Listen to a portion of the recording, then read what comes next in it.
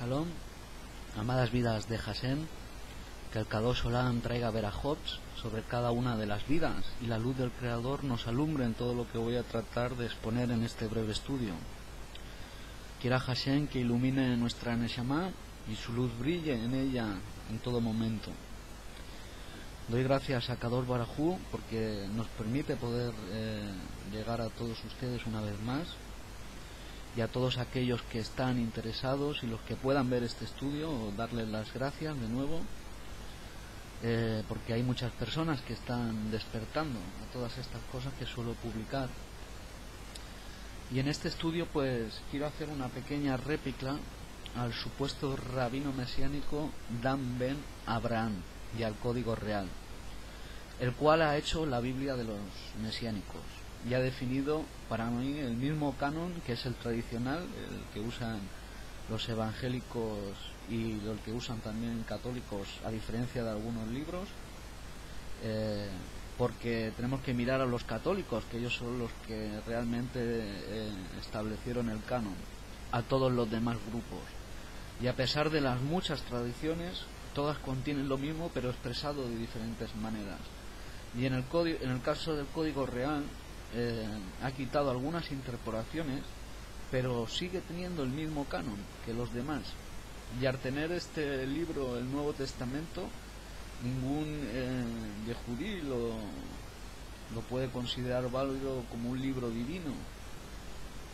Eso está muy claro.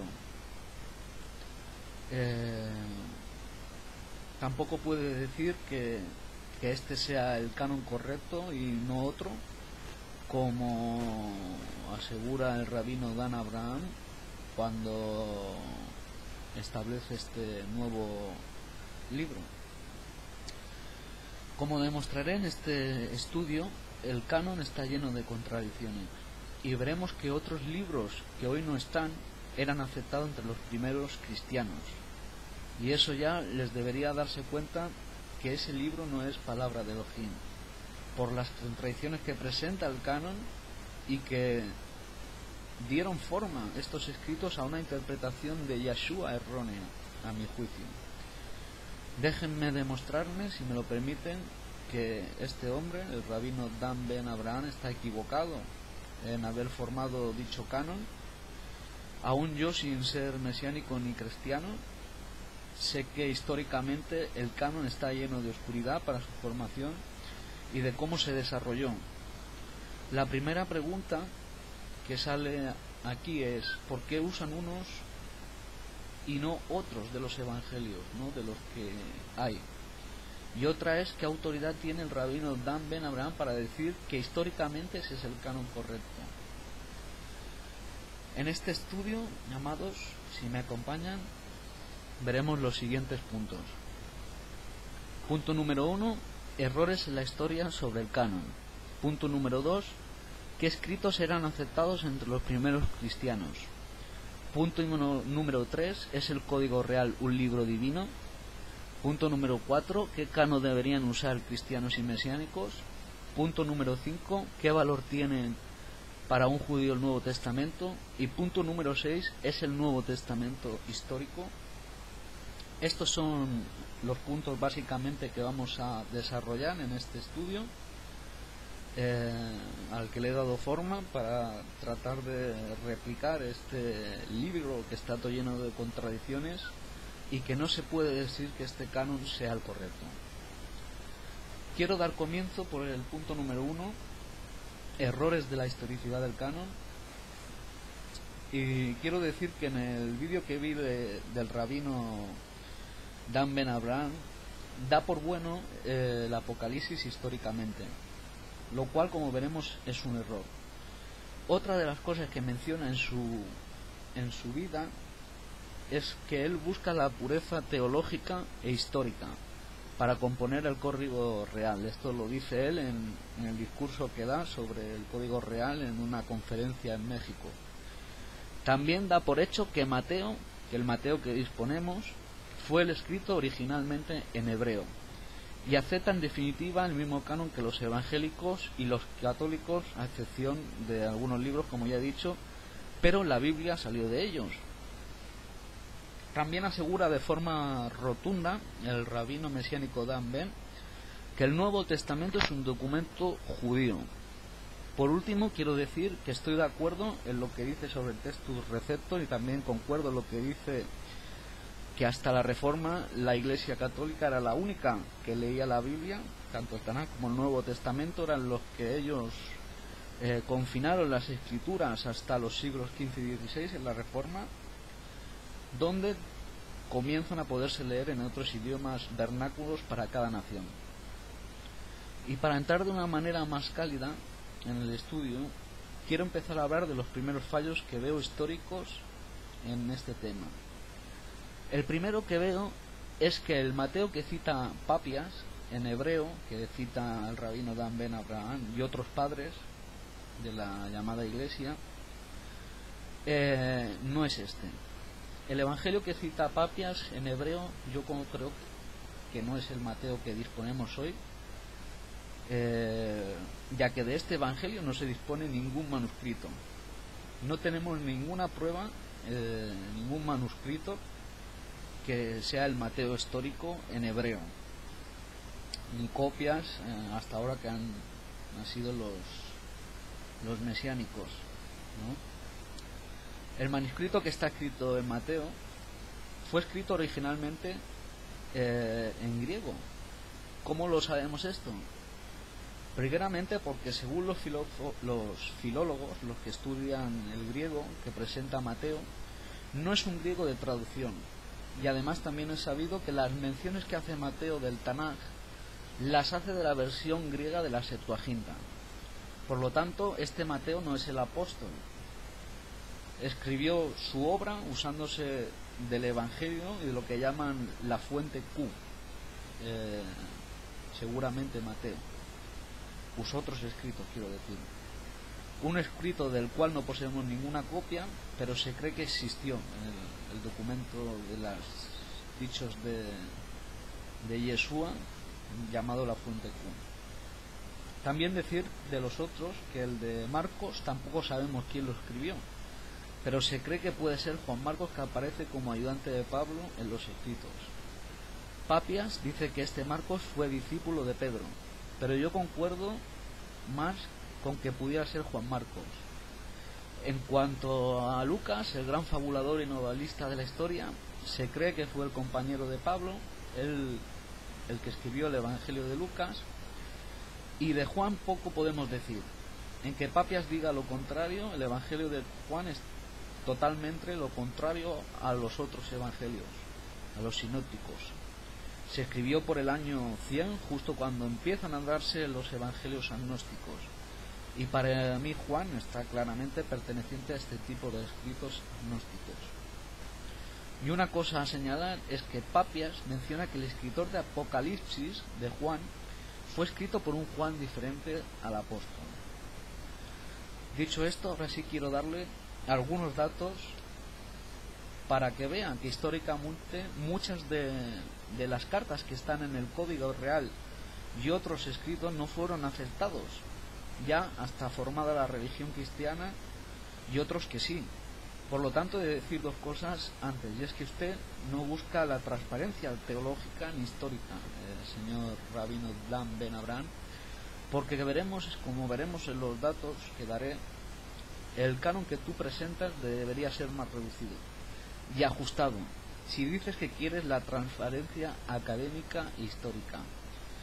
Decir que yo no soy mesiánico, solo un estudioso de la historia del cristianismo, y solo soy un cabalista, no presento a ninguna religión, aunque también me identifico y estudio el judaísmo por mis raíces sefarditas, y también te mostraré que sigue teniendo añadidos el código real, que no has borrado. Antes quiero señalar que el vídeo que hizo el supuesto rabino Dan, que él reconoce que usa una amplia gama de traducciones para su código real, entre las que de su boca menciona son las siguientes: el Shem Tov, una fuente que no la poseemos ni ningún manuscrito en hebreo, así que fue un error traducir este Mateo como el hebreo, pues no es este, que fue escrito originalmente en hebreo. Ese era otro Mateo, otro que estaba escrito en hebreo, que no es este. y del cual no tenemos ningún escrito. También mencionar que también usa lo que se le llama mejores partes del Textus Receptus. Esto lo dice él, que también en su código real usa partes del Textus Receptus y también usa partes del griego del Westcott y las obras griegas. Por lo tanto, tampoco en su totalidad el conjunto de escrituras que usa para su formación tampoco es hebrea, sino que vemos que tiene del griego, también menciona del siriaco y de la pesita y el hebreo. Por lo que vemos es una mezcla de idiomas. Ahora sí quiero poner una serie de datos históricos para mostrarle que la historia también nos cuenta otras cosas, y donde mostraré la gran discusión en formar el canon. Veremos los fallos del código real al aceptar algunas como canónicas de estas cartas. Quiero empezar diciendo que no existe ningún manuscrito que concuerde con los demás. Los teólogos cuentan entre 50.000 y 100.000 variantes. Se conocen 4.680 manuscritos del griego del Nuevo Testamento, de los cuales no hay dos que den a conocer el mismo texto. De ahí que de las más de 5.000 versiones manuscritas del Nuevo Testamento que se conservan, ninguna es anterior al siglo IV. Para la elaboración del Nuevo Testamento se tuvieron en cuenta más de 80 evangelios, pero solo unos pocos acabaron incluyéndose o omitiéndose, aquellos en los que se hablaba de los rasgos humanos de Yeshua. El diccionario bíblico de Harper asegura que no existió ninguna lista canónica del Nuevo Testamento antes del año 150. Al parecer, el primer cristiano que compone o propone un canon para el Nuevo Testamento fue Marción, agnóstico, que consideraba válidas solo las doctrinas de Pablo. Para Bruce Metzer, por ejemplo, profesor de teología y editor bíblico estadounidense, Orígenes, al igual que Clemente, acepta cualquier texto que le parezca atractivo o convincente y lo considera como divinamente inspirado, lo que nos indica que no tenía una metodología rigurosa, ni mucho menos para validar qué libros merecían estar en la Biblia por su autenticidad. Atanasio solo aceptó el libro de Hebreos por influencia del obispo de Roma, Julio I. Por otra parte, el libro de Judas hace referencia al libro de Enoc. Muchos han cuestionado si Judas fue declarado canónico. ¿Por qué fue declarado canónico? Y Enoc no. Enoc debería también estar dentro del Nuevo Testamento, o que si Enoc es falso, ¿por qué entonces Judas lo menciona o lo declara como tal? La conocida de algunos libros del Nuevo Testamento solo llegó a establecerse después de muchos titubeos en la Iglesia occidental. No se estableció hasta el 380 al 390, mientras que en la oriental, dado que todavía seguían discutiendo sobre el estatuto del libro de Apocalipsis, no llegó a establecerse hasta finales del siglo VII. Vamos con algunas cartas que vamos a ver que eran aceptadas por unos y otros no. Acerca de la epístola de Santiago, Orígenes, en el tercer siglo, es el primer escritor que distantemente lo menciona entre los griegos y no es citado por ningún rito, por ninguno de los que practicaban el rito latino hasta el siglo IV, la epístola de Santiago. También la epístola a los hebreos, aunque se recibió en Oriente, no se recibió en las iglesias de rito latino hasta el tiempo de Jerónimo. De nuevo, San Jerónimo nos dice que por esos días, hacia el 400 después del Cristo para la Iglesia católica, la Iglesia griega rechazó el Apocalipsis, pero el rito latino lo recibió. Para Irineo, la epístola a los hebreos no era de Pablo, lo mismo que para Hipólito y Tertuliano, el cual la atribuye a Bernabé y la excluye del canon, para que veamos ya los primeros errores históricos en cuanto a, por ejemplo, la carta de Santiago, como la Orígenes no la se menciona hasta el siglo III por Orígenes, ya en algunos casos hasta el IV. La epístola a los hebreos tampoco era recibida por muchas iglesias, y el Apocalipsis sobre todo fue bastante discutido, y vemos que aquí, por ejemplo, Irineo pues la epístola a los hebreos no la aceptaban ni Hipólito ni Tertuliano, porque la atribuían a Bernabé y la excluyen del canon. Por lo tanto, ya tendríamos aquí algunos rasgos históricos que nos impediría la transparencia teológica que cita el rabino Dan Ben Abraham. Orígenes, en el 254, nos refiere que en su tiempo algunos negaban la autenticidad de la segunda carta de Pedro. San Anfiloquio, después del 394, duda de la canonicidad de segunda de Pedro. Y Jerónimo, segundo, comenta de segunda de Pedro, la mayoría niega que esta carta sea de Pedro, teniendo en cuenta la diferencia de su estilo por la relación a la primera. Como vemos, también segunda de Pedro estaba en discusión prácticamente hasta el siglo III. Prácticamente hasta el siglo III no se conformaron estas escrituras, fueron discutidas.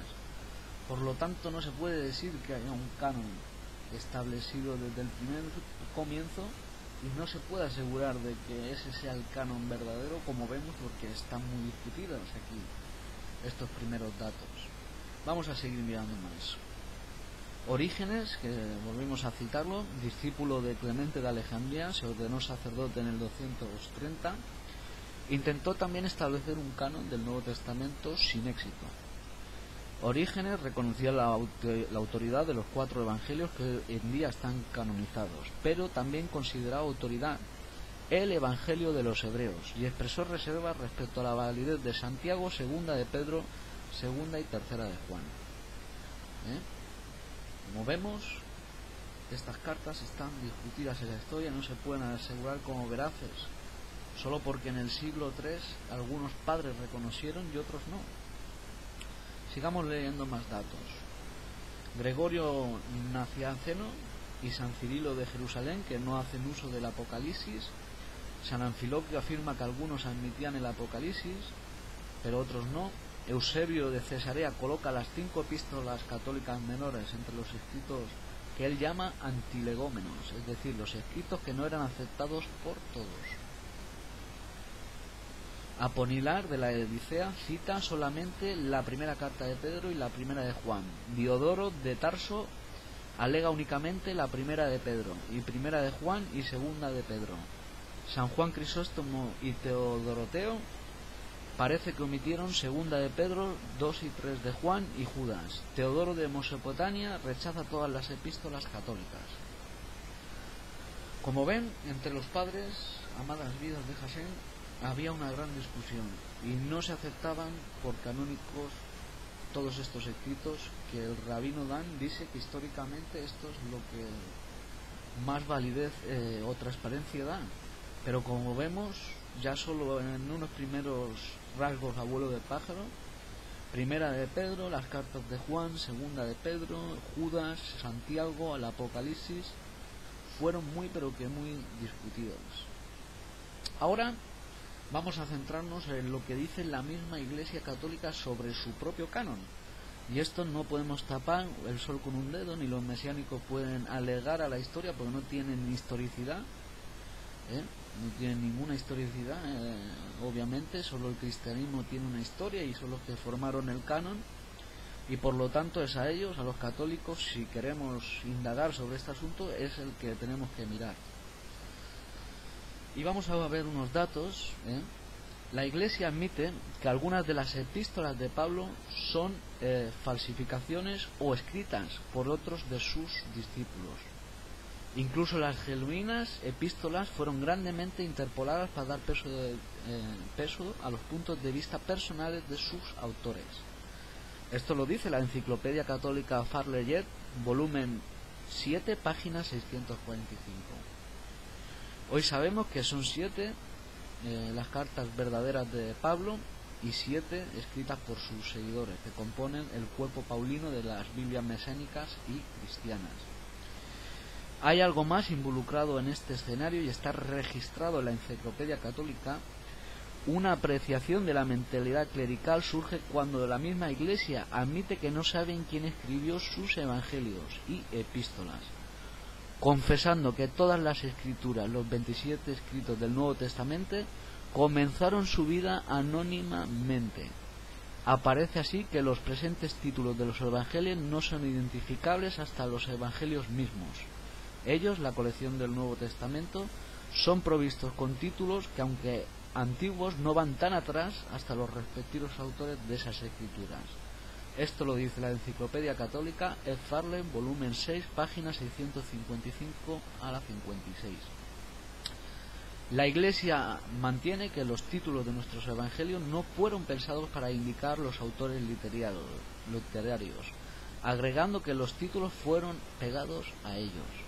Enciclopedia Católica Ed Farley, volumen 1, páginas 117, también lo dice el volumen 6, páginas 655. Como ven, los mismos católicos aseguran que no saben quién escribió sus cartas. Por lo tanto, tampoco puede llegar Dan Ben Abraham y decir que él sí sabe quién son esos autores, y ya poner nombres y suponer de que el Mateo fue el Mateo apóstol hebreo, que como vemos es un error histórico gravísimo el pensar eso. La primera vez que se hace mención del canon, el canon de 27 libros, fue ocasionalmente sancionado en este o aquel sínodo o reunido del Consejo, pero tales encuentros eclesiásticos eran entendidos como cuestiones locales y sus conclusiones no eran obligatorias para la totalidad de las iglesias. El primer sínodo que ratificó el canon de Atanasio tuvo lugar en Ippur Regio, Hipona, norte de África, en el año 393. Véase Hermann Lot, Escrituras, páginas 341-342. Por lo tanto, vemos primeramente que históricamente hasta el año 393 no había un canon firme establecido en el cristianismo, y hemos visto muchas cartas que fueron rechazadas. También cabe mencionar que al principio había más de 60 evangelios, y que un solo hombre católico fue el que decidió el canon y el lugar, y al igual que este supuesto rabino, aceptó todas las cartas que eran mejores para sus doctrinas. Entonces, ¿dónde quedó la transparencia histórica cuando dice que este canon es el correcto, señor Dan Ben Abraham? Como hemos visto, ni los mismos católicos saben que estas cartas fueron escritas por unos o por otros. Y usted no ha mencionado todas estas cosas que yo he dicho.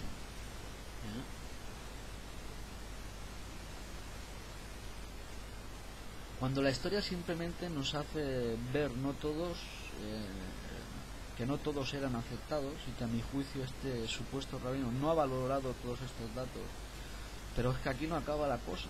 Ahora mostraré en mi segundo punto otros libros que sí eran aceptados y que tampoco se usan hoy, y que el rabino mesiánico no ha tenido en cuenta tampoco en decir de su transparencia histórica. Y vamos con el segundo punto. ¿Qué escritos eran aceptados por los primeros cristianos? He de decir que al principio cada comunidad usaba sus evangelios, que según el historiador y catedrático Antonio Piñero ha encontrado más de 80 evangelios. Por citar algunos, el Evangelio de Pedro, el Evangelio secreto de Marcos, el Evangelio de María Magdalena, el Evangelio de Judas, el Evangelio a los egipcios, el Evangelio a los sabeos, entre otros. ¿Todo esto qué nos dice? Pues sencillo, que no podemos enmarcar un canon entre los cristianismos primitivos y decir cuál era o no los correctos, por lo que tampoco el rabino Dan debería haber establecido un Nuevo Testamento, lleno de libros que no eran aceptados y faltándole otros que tal vez le podrían ser de más ayuda a la hora de interpretar a Yahshua, como el Evangelio copto de Tomás, por ejemplo. Este para mí tendría que entrar en el canon antes que otros, ya que yo no soy cristiano ni mesiánico, pero en el sentido de que el valor histórico que tiene este libro es mucho más consecuente que tal vez los evangelios sinópticos. Y quiero establecer unos nuevos datos históricos, porque por lo visto el rabino Dan no ha tenido en cuenta a la hora de establecer el canon del Código Real, y que nos harán entrar en cuenta que dicho rabino apoya el canon de la Iglesia Católica también, en vez de buscar la transparencia histórica que tanto dice. Comencemos. Clemente de Alejandría dice que también usaba, aunque un nivel algo inferior de autoridad, los evangelios apócrifos de los hebreos y los egipcios, es decir, el evangelio a los hebreos y a los egipcios, así como la apócrifa epístola de Bernabé, el Apocalipsis de Pedro y otros escritos no canónicos. Eusebio lista el Evangelio de los Hebreos utilizado por Taciano en su De Teserón y afirma que este Evangelio era muy querido por los judíos que abrazaban el cristianismo. La epístola de Barnabás ha sido históricamente considerada como de autoría más cierta y de mayor autoridad que el libro de los Hebreos, pero la primera no forma parte del canon y la segunda sí. La epístola de Barnabás ha sido históricamente considerada como una autoría más cierta, de un mayor grado que el libro de los Hebreos, por ejemplo, que existe en el canon. Libros como Primera y Segundo de Clemente, el libro de la Alianza, el Otatetuco y otros han sido motivos de disputas. Algunos están en ciertos cánones y otros curiosamente los citaron. Por ejemplo, Jerónimo todavía citaba el Evangelio a los Hebreos en el siglo V. Los Evangelios de Tomás y de Felipe corroboran algo que ya sabíamos por escritos de otros autores de la antigüedad, que entre las primeras comunidades de cristianos era común encontrar colecciones de los dichos de Yeshua. Estos son evangelios coloquiales que no hablan de la crucifixión ni de la resurrección, sino que buscan transmitir las enseñanzas que indicaban a sus seguidores la forma de vida que debían llegar. El Evangelio de Tomás es de especial interés, pues los fragmentos de él encontrados en el Rinco han sido datados en el año 200 y en el libro de los Remedios de Clemente de Alejandría, datado en el 190, aparece una cita tomada de este Evangelio. El Códice Alejandrino, por ejemplo, incluye Primera y Segunda de Clemente en el Nuevo Testamento y le hacen falta páginas de Mateo, Juan, Segunda de Corintios. El Códice Sinaítico incluye Bernabé y el Pastor de Hermas, y se ha determinado que sufrió diversas alteraciones, por ejemplo, cambios en los finales de Esdras y Esther, al parecer tomados de fuentes más antiguas. También se han encontrado alteraciones en Juan y Primera de Timoteo y omisiones en Mateo. Al Códice Vaticano también le faltan algunos libros y partes de libros, y se sabe que entre los siglos XV y XVI se le agregaron algunos folios que le faltaban, por lo que no todos los manuscritos en el códice son del siglo IV. Para acabar este apartado quiero mencionar algunos de los textos que fueron añadidos tardíos y que algunos de ellos siguen estando en el Código Real. Mateo 18:11, Marcos 7:16, Marcos 9:44, Marcos 9:46, Marcos 11:26, Juan 5:4, Romanos 16:24, parte de Primera de Juan 5:7, que esto sí lo ha quitado el rabino Dan en su Código Real, y parte de Lucas 9:56, 17:36 y 23:17. Como pueden ver, el rabino Dan no puede decir que busca la transparencia histórica y teológica. En esta primera, como vemos, hemos visto en los primeros dos puntos de este estudio que vemos que el canon no podemos decir que sea el establecido por el que no podemos decir que sea el correcto, el establecido por el catolicismo, y que él mismo ha adoptado sin tener en cuenta muchos datos históricos que, como pueden ver, no hablan de libros que no eran aceptados y otros que sí. Por lo tanto, deducimos, los que miramos el cristianismo desde fuera como judíos, revisando la historicidad de él, no como un libro divino de este supuesto escrito, podemos concluir que el canon no aguanta el más mínimo análisis cronológico. Por lo tanto, a mi juicio, no puede ser un libro divino, pero que creo que quitando toda la teología que añadieron, se pueden sacar retazos de la historicidad de Yeshua histórico, que es lo que les puede interesar a algunas personas y algunas de las enseñanzas de él como rabino que podrían ser aceptadas. Ahora quiero que me acompañen al tercer punto. Ya hemos visto dos puntos. Como hemos visto, algunas cartas no eran aceptadas, otros sí. Luego vemos que unos libros están en unos códices, otros no, y vemos todas estas variantes que, como vemos, no pueden decir que pueda haber un Nuevo Testamento concreto, un libro que marque todo correctamente como asegura el rabino Dan. El punto 3, ¿es el Código Real un libro divino? Vamos a dar respuesta a esto. Ni para mí y dudo que para algún judío nacido en Israel no creo que sea un libro divino, primeramente por lo que tratemos en los dos primeros puntos, el hecho de que de qué libros serían los canónicos entre tantos y de por qué no otros que vimos, y quitar algunos de ellos que fueron muy discutidos históricamente y fueron aceptados tardíamente por la mayoría. Tampoco lo puedo considerar divino porque tiene capítulos agregados que son leyendas y no historia, ni tampoco lo puedo aceptar como divino porque va en contra del judaísmo de nuestro amado pueblo. Por no mencionar el tema de Pablo, que para mí fue un falso apóstol que inventó el cristianismo, y lo que hay que añadir que no se pueden considerar históricas 7 de sus cartas en algunos aspectos de la vida del nazareno y del desarrollo de la falsedad de la religión cristiana. Las otras fueron escritas por sus seguidores, que no se saben los nombres tampoco, pero son pseudónimas. Estos son personas que escriben el nombre de Pablo, pero que no es Pablo, y que por solo este hecho no debería estar en el canon ya de calle. Y he de decir que a pesar de todo es una buena traducción, pero que en definitiva es errada, ya que pasa por alto muchas cosas de lo que seguiremos tratando, y la canocidad tampoco creo que es la adecuada.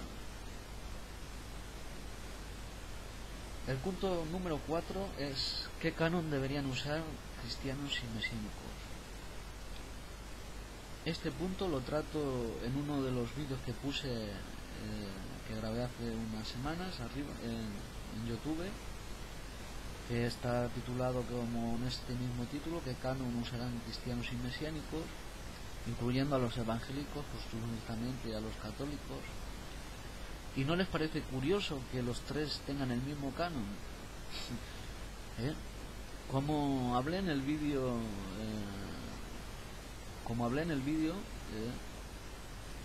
cristianos, católicos y evangélicos tienen explicación de que usen el mismo, a excepción de los evangélicos, que no usan algunos que usan los libros católicos, que son los escritos en griego del Antiguo Testamento, ni tampoco los mesiánicos,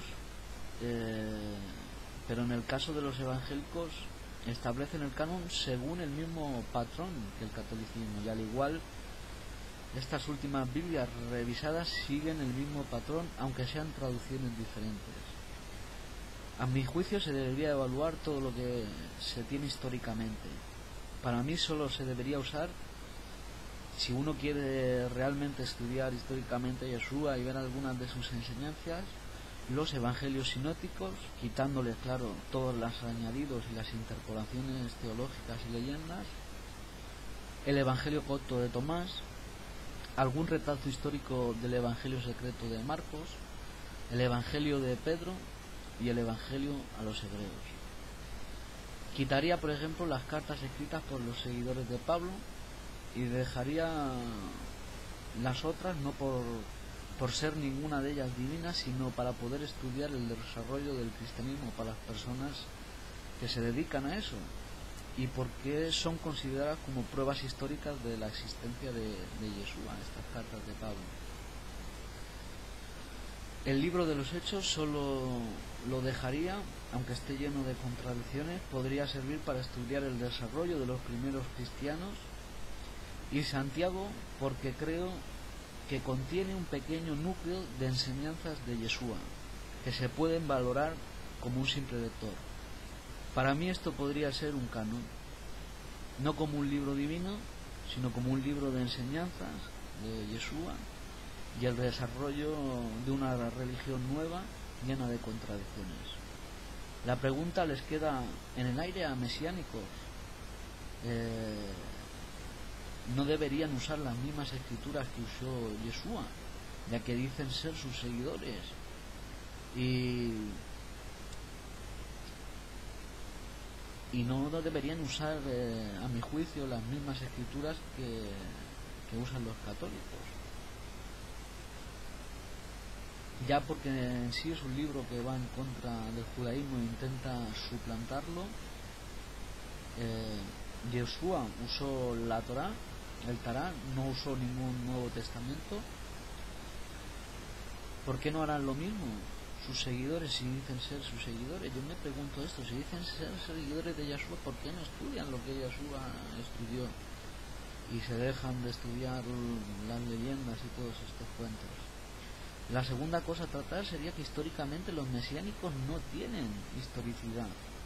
Ellos son una novedad, porque cualquier historiador eso lo sabe, que los judíos que seguían a Yeshua eran judíos cristianos, no mesiánicos, aunque eran seguidores de Yeshua, eran cristianos mesiánicos. Por lo tanto, la historicidad de estos mesiánicos es nula.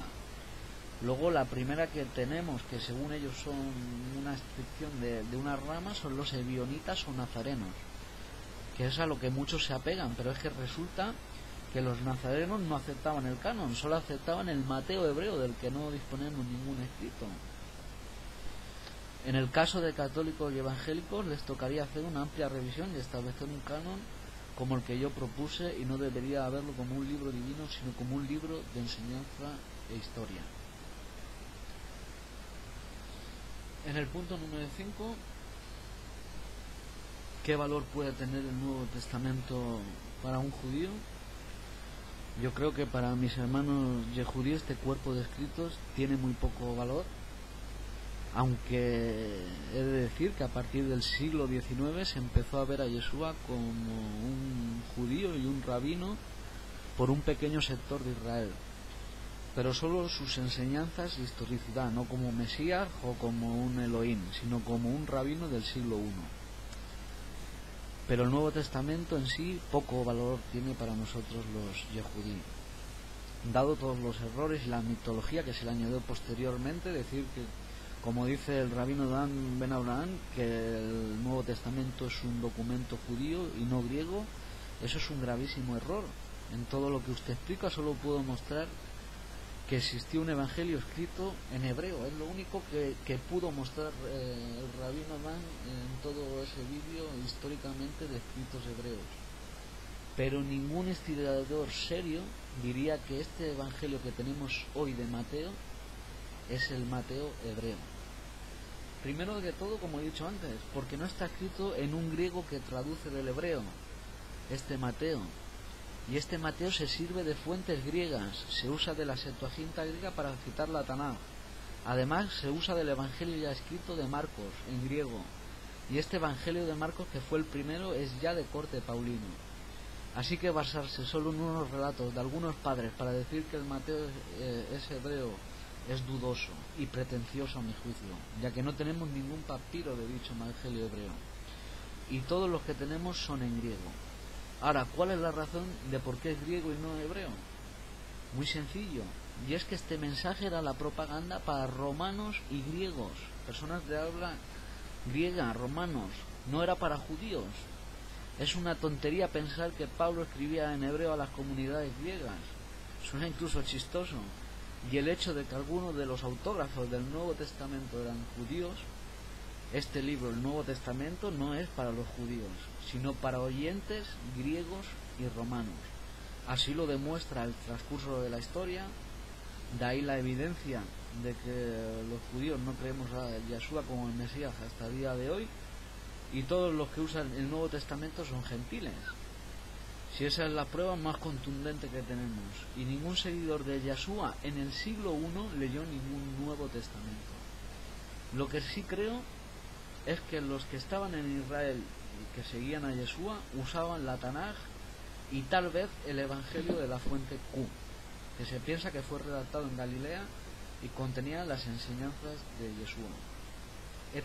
Ese tal vez fue el que usaran sus seguidores, o el Mateo hebreo verdadero, que hoy no tenemos, que es el único libro aceptado por los nazarenos o ebionitas cristianos que descendían de la comunidad de Jerusalén, formada por Jacob, Santiago, que desapareció ya entrada la guerra judía esta congregación, y solo persistieron las paulinas gentiles. De ahí tal vez la malversación de datos. Así que no tenemos históricamente nada para asegurar lo que dice Dan Ben Abraham, de que el Nuevo Testamento es un documento hebreo. Cualquier persona que analice la historia se da cuenta de eso. Así que explicado esto queda claro que es de poco valor dicho este libro. Aunque para mí algunos fue un personaje histórico que existió, para mí existió, seguramente un rabino del siglo I, que quitando toda la teología añadido, como he dicho muchas veces, a estos escritos se pueden sacar enseñanzas de la Torá de Yeshua, como el libro que aporta un pequeño núcleo histórico, pero nada más. Así que creo que defino bien mi posición en cuanto a esto, para pasar al punto siguiente. Pero quiero citar antes algunos ejemplos que no tendrían el Mateo hebreo, y que el griego es falsificado en hebreo, y que no contiene uno y el hebreo sí contenía. O sea, para que veamos las diferencias entre el hebreo y el griego. Por ejemplo, el Mateo original, el hebreo, no debió incluir ningún relato sobre la muerte de Judas Iscariote. El Mateo griego lo tiene, el Shem Tov también. El Mateo original debió incluir los detalles preservados por Jerónimo, Clemente y Orígenes. El Mateo griego no los tiene, y el Shem Tov tampoco. El Mateo original no debió incluir el relato del nacimiento de Yeshua. El Mateo griego lo tiene, y el Shem Tov también. El Mateo original en hebreo no debió incluir tampoco los detalles sobre la resurrección. El Mateo griego los tiene y el Shem Tov también. Estos son algunos rasgos que se pueden aún mostrar más, pero por el tiempo, porque se está extendiendo ya muy largo este vídeo, y como hemos podido ver hay muchas diferencias entre un Mateo y otro, y no podemos concluir solo por el hecho de que Papi, Ascite y algunos padres un Mateo hebreo, concluir que es este. Como vemos, históricamente ningún historiador ahora actual lo considera el Mateo hebreo. Y el sexto y último punto que voy a tratar, y que ya he citado un poco por aquí encima, es el Nuevo Testamento un documento histórico. El Nuevo Testamento no es un documento estrictamente histórico. Debemos recordar una vez más que primero se organizó un grupo de creyentes y luego llegaron los escritos del Nuevo Testamento. Los primeros escritos unos 40 o 60 años después de la muerte de Yeshua, que es el de Marcos, y poco después el de Mateo. Y esto se relató a partir de lo que llaman la tradición oral, es decir, que los que habían estado con Yeshua lo que recordaban, sus familiares, sus amigos, personas que habían contado una cosa a otros, cosas que se contaban entre el pueblo, es decir, la memoria popular. Esto es decir, es lo que se le llamó el Evangelio, la fuente Q, a estos primeros dichos, antes de que empezaran a aparecer estos primeros escritos, que ya se piensa que cuando fue escrito el de Marcos ya se sirvió de la fuente Q. ¿Así ustedes realmente creen que se puede formar una biografía correcta del personaje de esta manera? Yo creo que no, porque si nosotros pensamos solo por la simple lógica, cuando se forman estos escritos, que vienen ya con un tiempo ya de retardo en cuanto muere Yeshua, cuando se forman los escritos, y estos escritos se forman entre lo que se van diciendo unos a otros, entonces no se puede formar una biografía estrictamente histórica. Y está claro que se le añadieron muchas cosas, como he ido diciendo a lo largo de este vídeo. Para que ustedes entiendan, es como si yo hoy le digo a usted, tiene que escribir una biografía de Elvis Presley, pero sin ningún vídeo ni documental, solo valiéndose de lo que recuerden sus familiares y sus amigos y lo que le cuente la gente. ¿Usted cree que realmente sería un documento confiable ese? Pues eso es el Nuevo Testamento.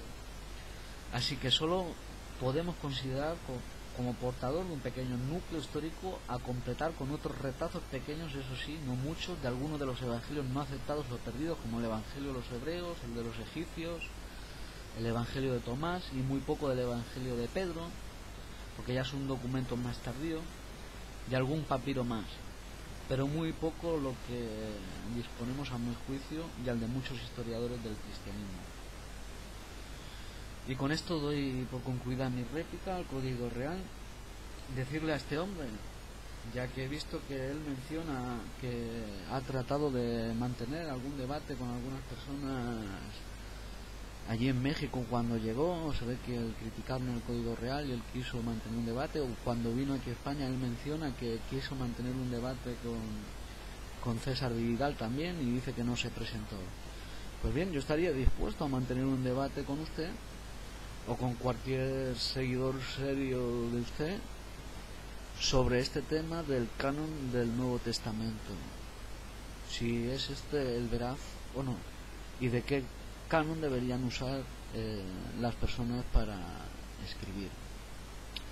Yo, si quiere, podemos tener un debate por Skype, como ya he mantenido muchas veces, donde podemos tener 3 o 4 rondas de 10 minutos cada uno, cronometradas, que usted habla sin interrupciones y yo también en mi parte, en mi sala de debates, y ahí puede exponer sus argumentos y a demostrar lo que usted asegura en ese vídeo en un debate público y no diciéndolo solo de palabra.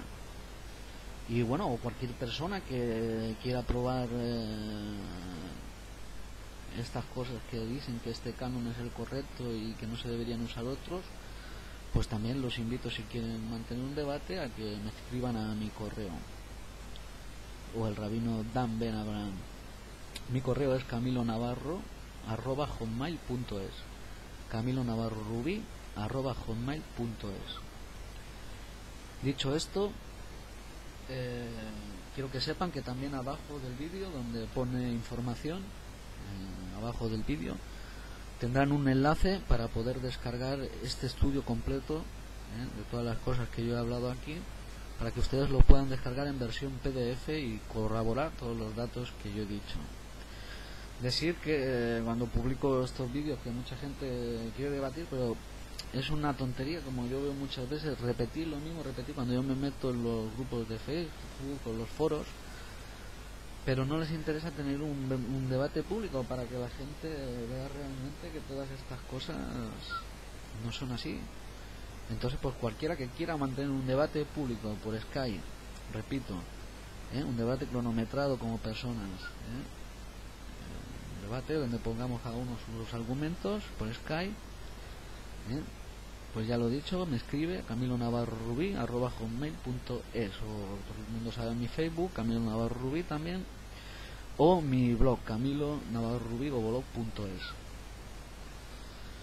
Dicho esto, agradezco que hayan podido ver este vídeo y les deseo bendiciones de Kadosh Baruj Hu a su vida, que pueda seguir viendo estos vídeos conmigo y viendo las similitudes del cristianismo y de las religiones que ahora han surgido mesiánicas, que es una variante más del cristianismo, porque históricamente no tienen ninguna similitud. Pues gracias, amados míos, hasta la próxima, el Eterno les bendiga. También agradecer a todas las personas que se han suscrito a mi canal de YouTube, a mi canal de YouTube, muchas gracias, y les sigo para que sigamos estudiando juntos en mi próximo vídeo. Gracias.